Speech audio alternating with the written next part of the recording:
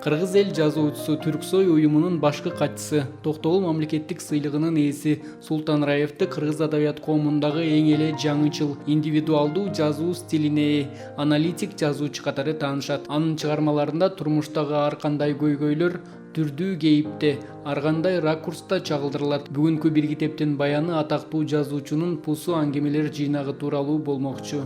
Саламатсыздарбы? Бүгүнкү бир китептин баяны рубрикасында Кыргыздын белгилүү жазуучусу Султан Раевдин Түрксой түрк тилдүү элдердин уюмунун катчысы Султан Раевдин дагы бир чыгармасы Пусу аңгемелер жыйнагы жөнүндө болмокчу. Султан Раевдин бул чыгармасында аңгемелерди эки топко бөлүп карайт. Шаар аңгемелери анан элет аңгемелери. Шаар аңгемелеринде шаардагы болуп өткөн аңгемелер ушул сыяктуу болсо, ал эми элет аңгемелеринде айылдын сүрөттөлүшү же болбосо айылдагы окуялар Султан Раевдин көркөм сөзүнүн чеберчилигинде аябай таасын жана так баяндалат.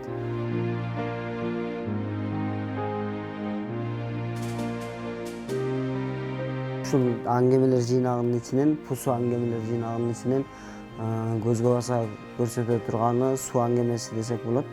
Ал суу аңгемесинде маркумду сууга алып жаткан учурда анын тирүү кезиндеги агын сууга кылган таза мамилесин же болбосо агын сууну сыйлаган адамдын мурдагы өмүр баянын көркөм сүрөттөйт.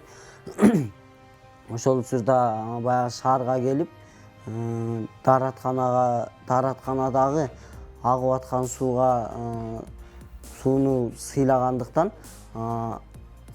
чыгармадагы баш каармандын атасы ошол шаардын четине чыгып, шаардын сырткарысына чыгып дааратып жаткандыгын айтып, анан кичинекей кезинде ошол баласын сууга түкүргөндө же болбосо сууну булгаган учурда көк желкеге бир коюп сууну сыйлоого үндөп неме кылгандыгы көркөм сүрөттөлөт. Мындайча айтканда, маркум наркы сапарга узап кеткенден кийин жалган түйнөдөн кош айтышып кеткенде аны сууга алган учурдун ичинде анын сууга болгон бүтүндөй мамилесин көркөм чагылдырып берген.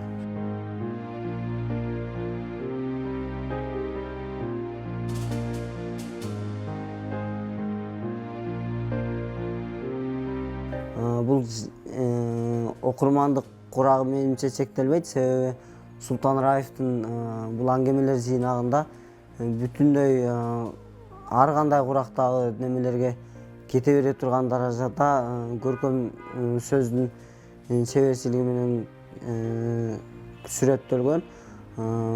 Кичинекей балдардан баштап чоңдорго чейин жалпы окурман журтуна сунуштоого болот.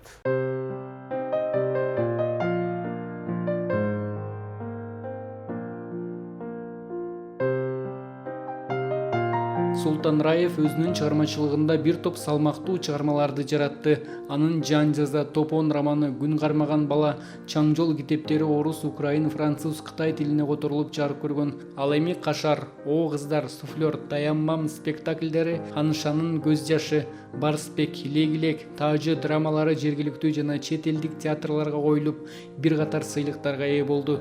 2006-жылы драматургдун акыркы Герез спектакли Англияда коюлуп, BBC каналында көргөзүлүп, Европага тааныла алган.